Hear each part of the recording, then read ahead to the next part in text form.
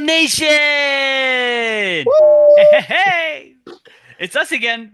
Your Welcome, favorites. welcome back, welcome back. It's like, hey, we're here again. Hi everyone. We're not going away. Why would we go away? We No, don't. no, no, no, Yeah. no, no, no, no. Um, we do have some things to go over. It was kind of a quiet week in terms of like transfers and kind of just overall team news. No, But no, yes, nothing crazy this week. but there Uh, was. I mean, nothing too crazy, but we did see some action with the U.S. national team. We're going to talk about that. In fact, that's what we're going to talk a lot about, especially our boys. We got to talk about our boys because oh, Diego What? BB Luna. I'm not gonna say the full name because I don't want to get censored on YouTube. wait, did you want me to beep you? Uh, No, because yeah, there's a lot of good stuff there. And then so, yeah, we'll talk a lot about that. There's maybe a transfer that came in, but we already knew about it. And we're gonna finish off talking maybe a little bit about our first preseason game coming up very soon. So, without Hey, further ado, what? real quick before we dive into everything that we're going to talk about today, I was driving home from my class tonight and I saw a billboard, which the first time I've even seen this billboard ever. It was the score of the Utah Jazz, and I was thinking, RSL, we need something like that for those oh, that are driving past America First Field and want to know the score to the game. That's a good mm, idea. All right, Trey, not a if bad you're idea. listening, there's a Yeah, good because idea right I, there. I I literally look at the billboard. I'm like, oh, Jazz down 57-55. I'm like, RSL. That would be a genius idea if you're driving past America First Field. I mean, we gotta include the Royals in on that too. Well, yeah, Real quick, absolutely. did y'all see the Royals schedule for That these was Yes. a video? That that was was a so cool. that was different. That was definitely different and unique. I gotta say, I mean, the NWSL, they probably take the cake, pun intended, if you've seen the Royals uh Woohoo! video on announcements here. Except for who was it I sent it to y'all? Was it Minnesota? No, it wasn't Minnesota. Wasn't it? I thought it Was it was. Minnesota who used all the vines for theirs? I mean, Yep, yep. oh, RSLs was great though. Still loved RSLs. It's true. I mean, But we have a sauce. We're millennials. We have a very soft spot for Vine. Um, yes, yes. In fact, I never Vine had a Vine. Vine is not dead. Vine is still around. Is it? No, I think it's dead. it's dead, but it you'll see it pop up on TikTok every once in a while. Yeah, that's true. Anyways, well, welcome back, everyone. We're gonna talk some soccer, I promise. So let's without further ado, we're just gonna make mention that yes, we did make an official signing this week. Goalkeeper Rafael officially announced by the team. So we do have a It comes at a good experienced time. keeper. It comes at a good time, obviously, Mhm. with Zach McMath being out for about 5 months due to his injury. So, boom, two keepers just like that. Yeah, so Zach's injury was officially announced, I guess, after our episode, that he is out for 4 to 5 months ish. I mean, it could be sooner, but Quick Yeah, recovery, Zach. he was playing on injury back in September. So, yeah. So it's they got these keepers obviously for a reason. I mean, it's going to be a long-term injury, yeah, yeah. at least almost half the season. So, um, that's the only official signing this week. A little Um, disappointing, but But we did get an international spot, though, from DC United. that's let's good. talk a little about that. Because I there's might be some speculation there about what's going to be going down. Hmm. You know what everybody's instinct is going to be? DP, international DP. N-E Weimar. Yeah, right. We already know he's already gone to Brazil. So, Yeah. I mean, but it's So, not. It hasn't been officially announced yet. no, But no. it's basically confirmed, but it still hasn't been officially announced yet. Kind of like our signing of Rafael, which, if for those who didn't know, Rafael and Neymar actually have a history. They played together in Santos back when Neymar played with Santos. Hmm. So if yeah, you're looking at the quality that we're getting in Rafael, you should actually be excited for. I think it's a very solid signing. We've got it. He's got great experience. Not just good experience, he has great experience. Yeah, he was the Winning. starting keeper for Napoli, I think, if I'm not Yeah. mistaken. Mhm. Um, And I didn't realize that we signed him until 2026 with options in 27 and then 28. So that's awesome. That's It's awesome to have a good, solid keeper for 2 years. So we'll see what he can bring for us for year one. let's go back to that international roster spot. Um, I'm just like the rest of the fans, where I believe yes, we're going to be getting, I guess I want to say a big name striker, but I don't think it's going to be coming until this summer window. It's Nothing's going to happen right now. It's going to come summertime. but here's the thing, though. If you're gonna get the spot, it says it's a 2025 international spot. Correct. Why wait until the summer? That's halfway through the year. That was exactly my question. What? Oh, it's like we're like on the same wavelength. But yeah, why wait until the summer? Like right now, we need a well, one, we need a really good striker. I think every other position is is fine. Striker's where we need it, and I think we need to capitalize on the international roster spot now. Plus, we got it for 185,000. Who gives That's a a That's steal. a rat's steal. That is a steal. That's a That means we can solid. focus on salary. True. Absolutely. Absolutely. Um, I mean, we have all the extra money, right? I mean, why not go out and get a starter in a smaller European league? But give me a starter. Give me one that's like scoring 15 plus goals in the season. So when you say smaller league, what are you talking about? Are you talking like going back to the Baltic are you talking leagues or the Greek, championship Well, or no. Well, yeah. I mean, this is what I'm talking about. like We got Josh Sargent, or but he's not international? um nice try there. But I mean, Dominic came from a small team, small league per se. exactly? Yeah, same with Lachlan as well. Yeah, but I want to try to focus more in Europe, not in Oceania. Just my bias. I mean, I bet everyone else has that bias because, I wouldn't be against a Japanese striker though. okay, No, There's no. some good Japanese strikers out there, I And mean, and Korean. it seems like that's where Kurt and Jason, their focus for players as of recently, is that European play style. mm, I for me, I think they're all over the map. They're they're Yeah, literally in three continents. now getting a Brazilian keeper, getting a Australian forward coming up soon. So Have they officially announced? that's Um, not a he's not official, but he did post on Instagram today that he is thank you to his club, referring to oh, our Ariel. Is that his name? REF, REF, correct. something like that. Peel. But interesting that we haven't announced that. Maybe I mean maybe it might be the same thing as with Rafael. They're working on his work visa because I mean work visas sometimes take a minute. I mean look how long it took Dominic to finally play with RSL after he was announced. It took like 3 weeks, 4 weeks after. That's true. So, anyways, make a long story short, we got someone officially signed. It's people coming down the pipe, and we still need that forward. But I think Yeah, I think sucks. something's happening with that international roster spot. Just really sucks for DC United. You had that international spot, you lost it, but like you said, something is happening. Someone is coming. Kurt and Jason are working hard. We don't have anything official, but No, we'd like to think. All right, It's just our speculation, we love speculating. We're like the kings of speculation. right? Let's go into the main meat of of this episode right now.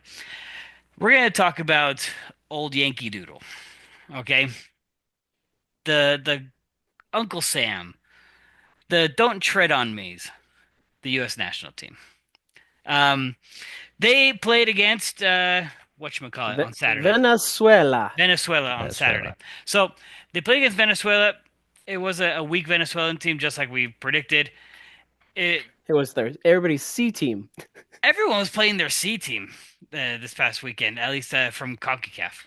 And Um, in game number one against Venezuela, we did not see in the starting lineup. We did not see no Eneli, no Luna. Did that Did not say surprise? no. Did that surprise either of you guys? um, I'll say no. Yeah, look, I thought Luna might have. might have started, but when I saw the lineup come out, I was like, all right, fine, whatever. Though there were a lot of people up in arms about Mihailovic. Is that his Hmm. name? A Yeah, lot of yeah. people up in arms about Mihailovic, the After attack. that poorly taken penalty kick, Oh my poor. gosh, bro. So I guess maybe just a little background for people who don't know the story. Mihailovic used to play in the MLS for Montreal, decided to do an oopsies, played in an amateur league under a fake name, got kicked out of the amateur league for fighting, and the league found out and kicked him out of MLS. So he's an MLS reject per And se. now he's playing. And now he's playing in Argentina. Now he's playing in Argentina because he is an Argentine American. Yep. But a lot of people are up in arms. First off, his call up because he's um, a reject, an MLS reject, and because of his behavior, I guess off the field. So, Yeah.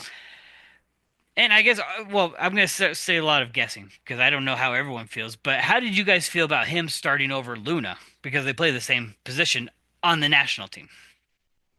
Well, we'll get to it more in I obviously game number two. But I feel like in I sure, was okay with it.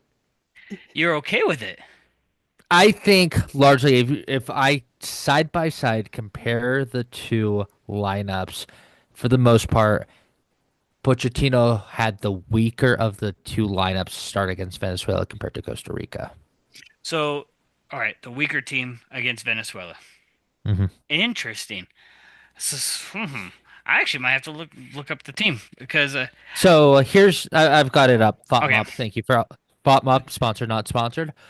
So in goal we had Patrick Schulte with a backline of Arfsten, Campbell, Anthony Robinson, Shaq Moore. Uh, Defending midfields we had Jack McGlynn and Kremashi. Attacking mids slash wings we had Gutierrez, Mihailovic, Clark, and then up top we had Agamang. Agamang. You're doing the Whatever best you his can. whatever his name is. He was solid. he was. And then now the lineup for the Costa Rica game, which I still had some issues with some of the players, but What? overall I think was stronger. Which I ones? thought I thought the wings and yeah, the wings were the weakest part. But we had Zach Steffen in goal, which was interesting to see. Hmm. Uh, Jones, Tim Ream, Walker Zimmerman, Anthony Robinson played right back for this game, which is not his strongest suit, but he was there. Then Kremashi again, because Miami boy has to play Yeah, spotlight. I He mean, did all right. He did all right. He wasn't horrible, but he was all right. And then our boy Eneli, Gutierrez again on the wing, followed by Luna at the 10, Vasilev at on the right wing, which he yeah, and then Brian White up front, which I freaking loved the combination of Diego Luna and Brian White up front. that's a conversation for a little bit later. But yes, Yeah, switching back over to the Venezuela game real quick. Hmm. I would have rather seen Gutierrez on the bench and then Luna taking Gutierrez's spot, just because I didn't feel like Gutierrez did that much of an impact, in my opinion, in that game. Like, yes, Mihailovic, he did decent. Yes, obviously he missed the PK, but second half he was a different player. It seemed like, but Luna would have made a bigger impact than Gutierrez did at all. but I think here's the issue though with the national team that they have Luna playing the 10, the attacking mid. They don't have him playing a winger. Even though you'll see Luna drift into the wing to gather the ball and whatnot, they Mhm. have him playing that middle, which RSL has yet to do. They put him on the left wing, and I guess that argument has existed since Luna played for the U20s in the U20 World Cup that Luna should be our attacking midfielder. But I think he does better as a left wing in league and as an attacking mid in on the national team. I think he's allowed more freedom on the national team. I don't know. What do you guys think? I mean, I don't think we got a fair look at him on in the Venezuela game. It I don't the chemistry with the on field team was just not great. But today with the Costa Rica game, yeah, he was aggressive, but he was selfless with the ball at the same time, which was very cool to see. Um, how he was constantly attacking, creating spaces, quick little touches, rotating. He did a fair bit of rotating, which was really cool, but was always asking for the ball as well, but not being selfish and like just trying to shoot Hmm. like some other players did, or they just took the chance, like Vasily Love. Uh, and yeah, it was just a natural spot for his aggressiveness. Yeah, and what I saw different real quick, Marcos, what I saw different from Luna compared to what he normally plays at the club level. Club, it almost seems like he's trying a little too much. Opinion. That's totally opinion. I just think he dribbles too much, and I think he wants the ball in places where it almost seems like impossible to get it to him, and yet he complains about it. Total opinion. But um, when he's on the national team and he has a coach that says, "Hey, play free. Just do what you do best." Somehow that resonates better with him than whatever is resonating in RSL. Even though he's doing well with RSL, I just think there's something that resonates better on the national team level. Go ahead, Marcos. Yeah, although it was only 2 games, he played maybe 20 minutes in game one against Venezuela, 46, I guess, one half against Costa Rica. In these 2 games, we've seen confidence from Diego Luna that we haven't seen in a while. In game number two against Costa Rica, he was the man on the field, the man amongst boys. It seemed like he was that officer who was literally dictating who goes where. That assist that was bringing me. I want to say vintage Diego Luna, but he's still young. But that was something else. Just How vintage can you get with a 20-year-old? but it just got me hyped and just got me ready for this season. I'm just like, wow, bring me this season already, Diego Luna. And can I say, if he if his nose hadn't been broken, I think he would have stayed in for much longer. Oh, At least 100%. till the 65th minute, at least. Exactly. And here's the thing. This is going to be many people are saying this right now. Whatever that no-name Olympic coach is, I forgot his name, and who cares at this point? He's looking really stupid for not taking Diego Luna. There is so much Diego Luna hype right now across the I guess all of US national team fan base that everyone is screaming for him to come to the March camp. He has to go to March camp. And Hmm. let's ask this question right now. Do you think with the performance that we saw tonight with in the Costa Rica game, obviously Venezuela he didn't really do much. Do you think Pochettino's like, yes, Luna, you deserve your spot moving forward? I mean, in a sense, when you have Pochettino say on national TV that he has big cojones, I mean, it- what else can we say? Everyone is on board with that. If coach is on board with that, that means I think he has a shot at March camp. It's not guaranteed, but I think he has a really heavy shot. Yeah, you look at his stats really quick on Fatma for the game tonight against Costa Rica. 24 for 28 for passing, 86%. Obviously, the one assist, 6 chances created, one big chance created. Like, unbelievable. Just in one half of play from this kid. I mean, he leaves me speechless. I mean, I'm a and fan. I'm glad you are. But I don't want to say that I've proven wrong because I remember back when I didn't think Luna was up to this level, and yeah, he's had to jump over a ton of hurdles mentally, physically on the field. There's been a progression that we've seen the past two, can we say, yeah, 2.5 years of Diego Luna that has impressed a lot of people from 18 to 20, 21. How old is he right now? 21 ish ish. Hmm. Um, He's 21. Guys, there is so much future for Diego Luna, and he is and has to be the U.S. national team's future 10. No questions asked. There's no one at his level in his age group that can. I personally think that can live up to that. I think that he's better than Mihailovic. I think he's better than a bunch of the other center midfielders that even the ones in against Venezuela. McGlynn, I think he's good, Hmm. And I think him and Eneli would be a really good pair that we didn't get to see much Ooh, tonight. yeah. That right there. Going back to the Venezuela game, McGlynn had the confidence to just rip it from 25 yards out. I'm like, wow, wow, que golazo. That's And right. that was That that was was that was a screamer. But yeah, going back to your point, McGlynn and Anelli would be a powerful duo on defensive mid because we saw in tonight against Costa Rica, Anelli with a beautiful assist as well, just like Luna. So who knows? I wouldn't be surprised if Pochettino's playing a little jigsaw puzzle come March camp. And in fact, let's switch over to Eneli's side of this whole national team thing. Um, let's talk about first game because I think very first game, first cap, there are jitters.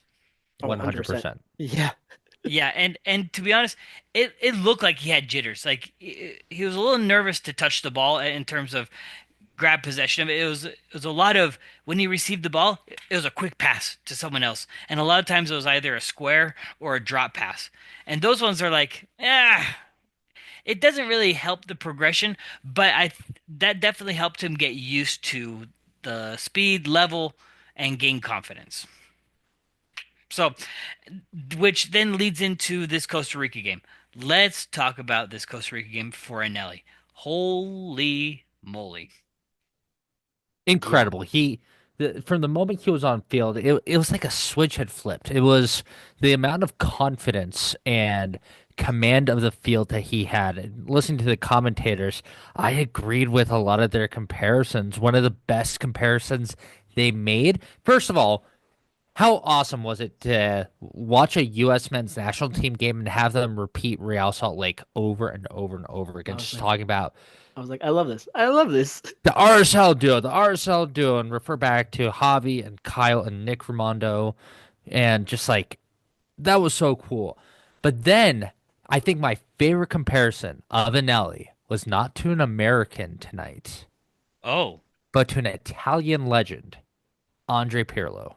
Oh. They Ooh. made the comparison like I see it and I agree with it. The way he came onto the field, he commanded the touches, the smart passes, um, directing. You saw him directing traffic essentially from midfield, where Tim Ream was a decent captain tonight, but Anelli had a more central vision that you would only see out of one of two positions on field: defensive mid or goalkeeper, and he did it well. Yeah. And in fact, FOTMob has him not only Edit. player of the match that you just said, Marcos, but he also um, completed the most passes in the match, Mm-hmm. 69 out of 75, which is a 92% accuracy. Whew. And he won the most duels in the match. Mm-hmm. Yeah. So you I really like how Pochettino was let Anelli play the full 90 after having a so-so first game against Venezuela. It gave him his confidence that much higher. And who knows? Same with Luna. The sky's the limit for both these duos after Anelli with a beautiful assist to Clark. so now I don't want to change gears too much, but we did talk 2 episodes ago about all the transfers that were happening, and we mentioned Luna and Eneli because of their call-ups. Correct. After their performances tonight, here's the question: how soon do they leave RSL? And I know we're basing on just 2 games, or actually, for Luna, it's less A than a game game, a game and a half. a game and a half. I mean, I don't want to say that we're predicting something huge, but how much I higher is their stock? Stock is definitely much higher. Um, I give Luna another full season with RSL, and I give Eneli that's a 50-50. It's either he becomes the next Kyle Beckerman, just stalwart, just the engine of the team, but still gets national team call ups like Kyle Beckerman did, or we lose him in 2 years. 2 years, okay.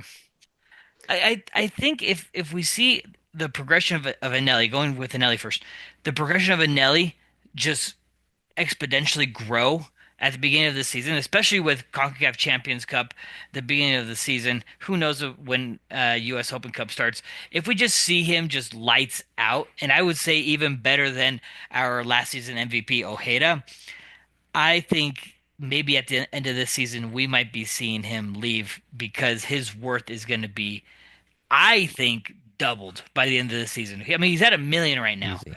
Yeah. E- Yeah. Easy 2 million.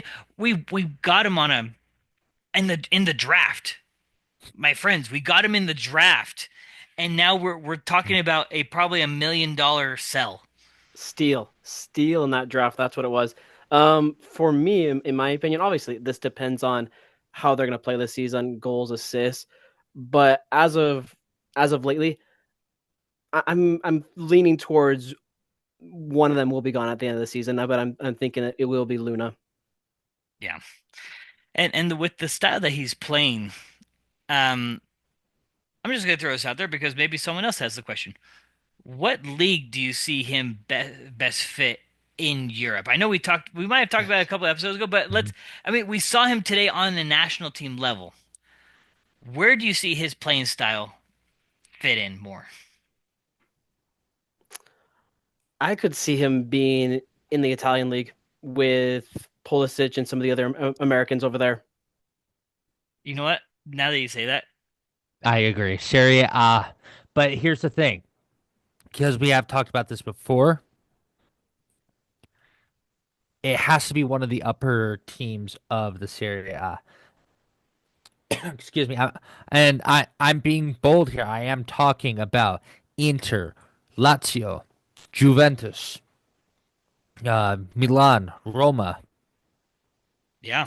It's got to be a big name team for him to go because if he goes to a Parma, Venezia, Cagliari, he's gonna get lost. Well, I mean, Yeah. speaking of Venezia, you had Busio and oh, what's his bucket?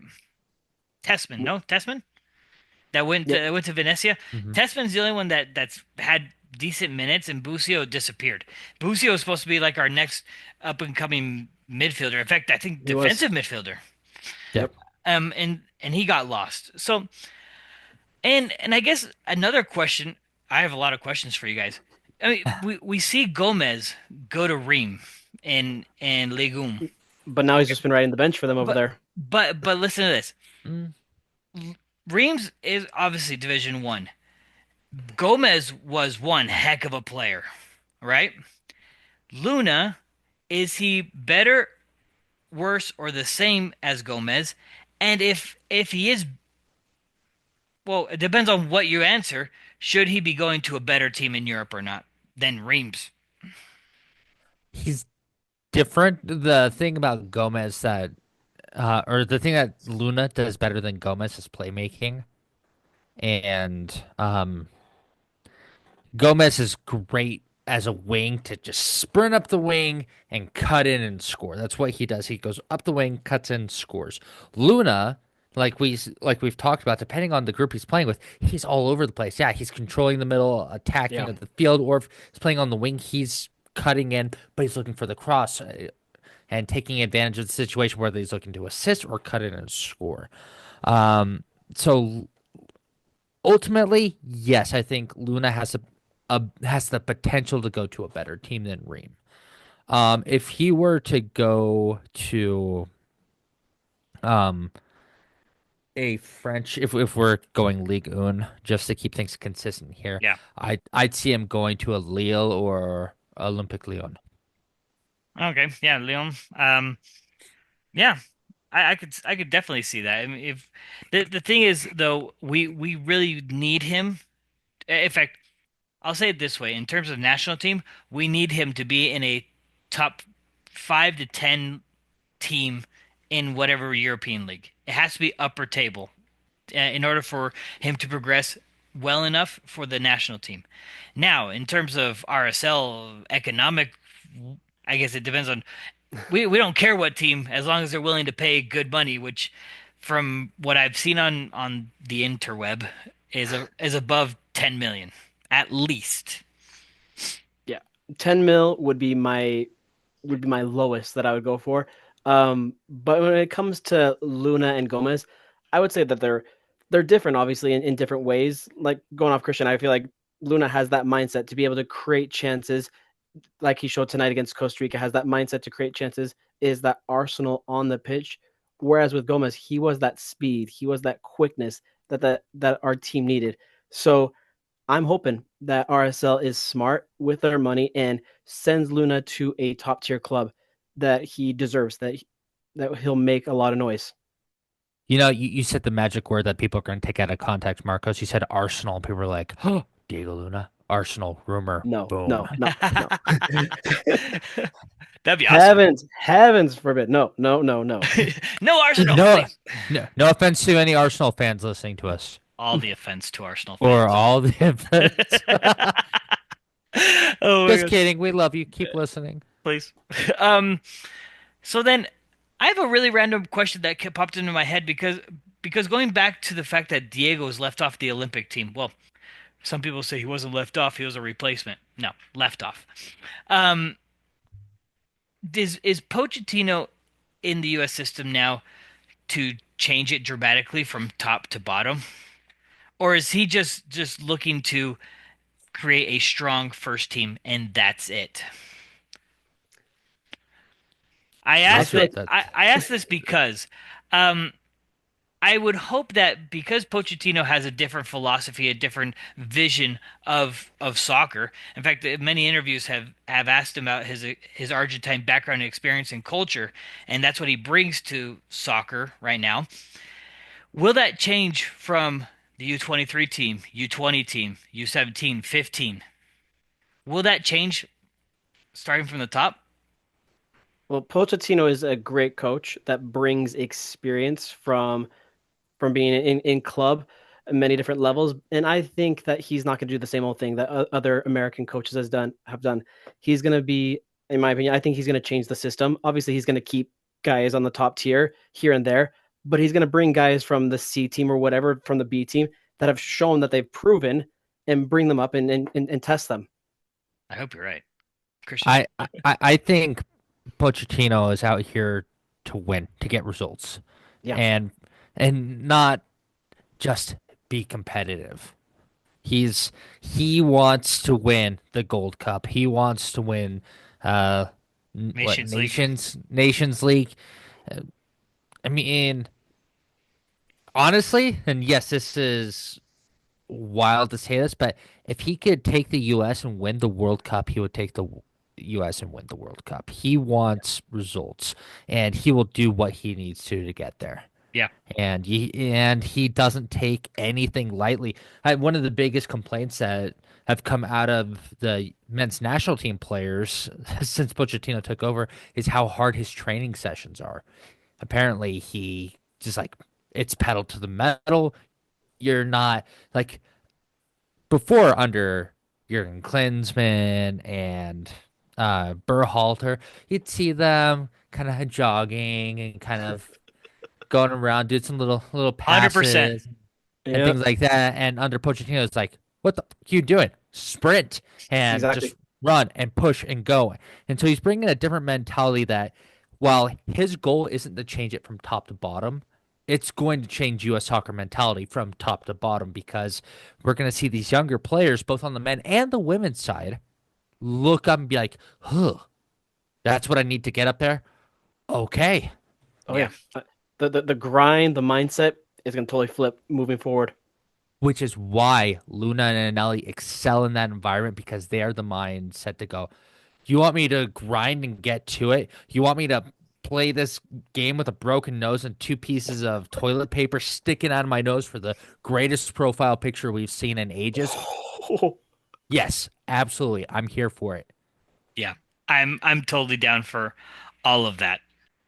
So, my biggest question then is because we're talking about the future and the changing of the culture, does the changing of the culture include Luna and Eneli at some point on the first team? Obviously, it's going to take work to be able to get your spot on the first team. And I think what they showed tonight against Costa Rica is going to be a building block. But starting off, I think they're going to be on the bench, but it's going to take a Mhm. lot of time to prove to Pochettino and the coaching staff that they deserve a starting role moving forward. There's one thing I think Luna has pretty well cemented himself. But there's one thing I think that's working against Nelly, and that's his age. He's 25? 20, he's 25, and and I hate to say that that's a negative because it's not a negative. 25, No. even in soccer, is still like approaching mid-career, or Yeah. like there's still plenty of time, but like he'd be 26 for the next 26, 27 for the World Cup next year, and then 31 for the following, and Hmm. then he's it. That's Yeah. it. Yeah. And I guess that's a super bummer. But um don't you want your defensive midfielders to be a little bit more older and wiser too? Throwing that out there. I mean, we've had older and wiser defensive midfielders as a U.S. national team history. I mean, Kyle Beckerman, obviously, we'll name that off the bat. Michael Bradley. Um, can we name older than that? I can't name older than that. Oh shoot! If you guys can name an older defensive midfielder, like 2006-ish, that'd be great. Anyways, um, where was I going with this? I wanted to go somewhere else with this. Anyways, I can't remember it. It's probably because that might be the end of it. But I'm really happy for the boys. Um, because really, this is going to help now the club. They're coming back to preseason camp with a ton of confidence. Who knows when? I haven't seen any initial reports of if Diego Luna is going to be sitting out for maybe like a week or so. I don't know if you Yeah. guys have heard. Yeah. Who knows if we're going to see playing time from Luna or Eneli this weekend? Probably, most likely not. I'd rest Uh, them. Of yeah. especially after what Christian just described as like practices from The best, we just saw the best profile picture. oh yeah, the best profile picture. I wonder if we should we change our profile picture? Why Mar not? Why not? Marcos, can you go break your nose? Give me Uh, 10 minutes. I'm gonna drive over to his place. no, but yeah, that's great. And speaking of preseason, and obviously those two are going to be heading back to Utah at some point. Um, the team is already in California, are they not? Yes. So I think they either flew out tonight or they flew out tomorrow morning, Thursday, to Santa Barbara, where we'll play two games. First game is Friday against NYCFC, and then the second game is the 29th against Minnesota. Minnesota. Ugh. Um, by the way, guys, we're not going to sugarcoat this or even tell you guys there might be a chance. There is no link to watch the game. We're telling you flat out. Boo! We're not Miami, so just enjoy it, guys. We can't watch the games, I wonder if a fan could just go there, sit there with their phone, and just hit record. but TikTok live, something. if you guys do go to the Coachella games, where we RSL will have three games, you can go. Fans are allowed to go to those ones. Oh, okay. Well, there we go. We just gave you guys ideas if you guys are going to go to Coachella. But the I don't even want to dig too much into this one because really we don't. First off, since we can't watch the game, we can't really tell what's going to be going on. And to be honest, starting or who's going to be playing, we all know it's going to be a rotation. At this point, we only have one goalkeeper that's actually technically registered to play, which is Mason. Yeah, yeah. And what I've been getting from other MLS teams and I guess other preseason games is they've been doing like a round robin, 30 minutes each, and then in and out. So Well, I'll tell you Th- as a referee, doing preseason games, they usually do 30-minute halves. yeah, and these preseason games, it's all about fitness and just kind of messing around, seeing who fits where, and if it's like, okay, you started here on the back line, but let's rotate you with this person, see if this fits a little bit better, and just kind of messing around. Neither team is going to take it incredibly seriously. It could end like the final score could be 5-5 It's because true. both teams are just kind of figuring stuff out, and there'll be no hard feelings. They'll shake hands, hug, cry, whatever, and Hmm. move on. yeah, Yeah, yeah. and I think this is the part. Like, I'm glad. that we're starting, everything's starting up again. But this is the part that I hate because there's a lot of waiting, a lot of questions that need to be answered that we don't have answers to right now. And so there's a lot of speculation, and we could speculate all day. Like for instance, the forwards, who's gonna play? Is it gonna be what's his Brazilian face? I already forgot his name. Because Elias. Elias, thank you. Elias or Forster, who's gonna Mm. start? I mean, we could talk about that stuff all day, but in reality, it's all empty, and so that's why I don't like preseason. What? I've got good news though. Oh, what? As of today, Okay, the 22nd of January it is of 2025, correct. we are exactly 4 weeks away from our first game of the season. I believe. I think we are 30 days away from our first game in Costa Rica. That's Uh, 28 days from today. 28. 28. There we are. Ooh, Four 28 weeks days. today. Oh boy. That's less days than Ooh, the last Chicho goal. Heyo. and just kind of, I do need to backpedal a little bit. Previous topic, but it's related All right. to our first game. We played Costa Rica. Our team's going to Costa Rica, and bunch of the players that play today for Costa Rica, Do they really play for Herediano? some of them do. Shut up. No I I way. I, to I totally forgot to make that click. Now I'm So looking. that means Luna's gonna two have of our experience. two of our best players have gotten experience against a side that we will be seeing, and the style. All right, I already have one player, Andy Three, Rojas. no, three Mhm. players. So, Faron and Kiros. oh, and okay, so the right defense and the right forward, Herediano. That's and Well, if we're gonna talk about, they have three starters. yeah, that's what I said. You It is said huge. It is important. It is massive. so here's me breaking down maybe that section. Luna basically beat Fareon and Quiros on our left wing. So Luna knows how to play them. Rojas was probably in Eneli's watch when he was playing defense. So hmm you are spot on, and I love you for that. Well, and you look at their bench. You look at their bench for Costa Rica. More players who played at Herediano, they came in too. So Who? Oh, the keeper. the keeper, Cruz as well. And that second half keeper got 2 goals scored on him. Yeah, Cruz. He plays for Heredia. Oh, but he was their most accurate passer in that second half, by the way. Yeah, so Hmm. that was a Um, good catch by Christian. That gets me a little bit more excited for. Hooray! I mean, well, here's what it tells me is that they also have players that are national team level, and obviously they have a lot more. Um, doesn't mean anything because we also have other I international. was gonna say, Chill out, bro. Let me finish my sentence. We have don't lose your Ojeda. hair over it. What? Oh, Shots fired. Um, don't talk about my hair like that. We have Ojeda that played for Paraguay. Catranis is it should be Greece level for me.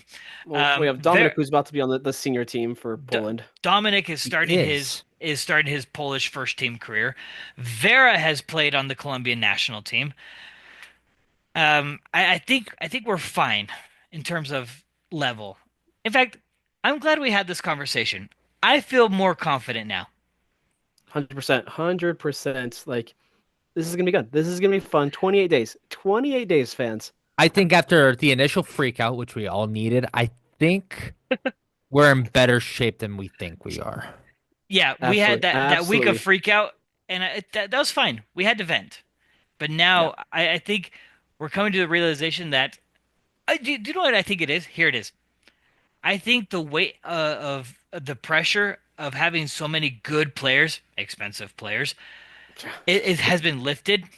Mm. So we're not expected to perform over the top.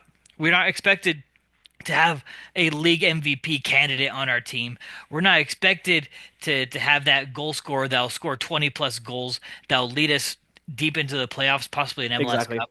So Exactly. I think without this pressure, I think we can perform better. I agree. I agree. So when Because the who's the star, Marcos?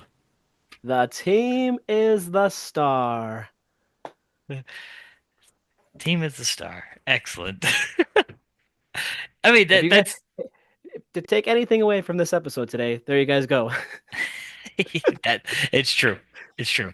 In fact, let's be real here. We have nothing really else planned. Do you guys have anything else to talk about? Because if not, that I think we nailed all those points. If you guys, those that are listening, if you guys think we missed a point, please comment because it only helps Mhm. our knowledge of whatever things grow, and that's what we want to do. We want to make good conversation. So thanks for tuning in, guys, because this we're really excited for the our two boys that play for the national team.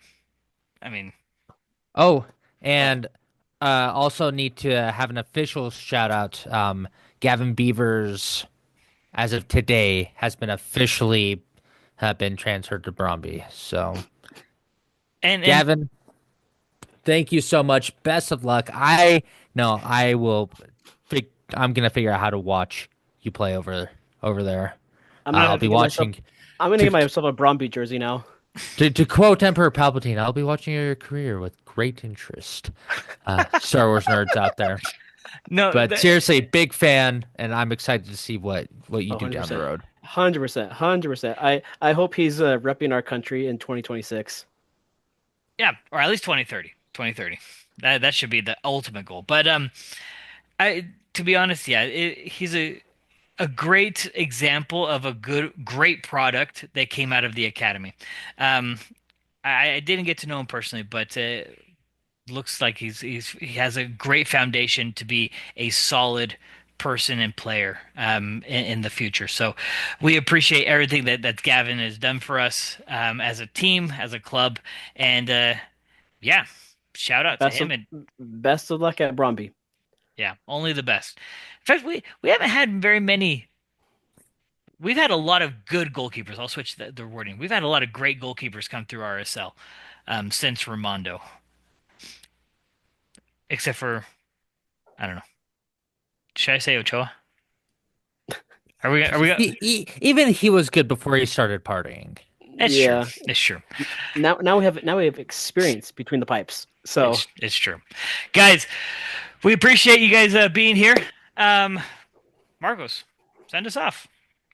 if you guys are not already, make sure you head over to Instagram and X and follow us at the RSL Bros. Listen to us on Spotify and Apple, and watch us on YouTube as well. Remember, sharing is caring. And don't break your nose, everybody. Break a leg, break your nose. Okay. Peace out, guys. Bye.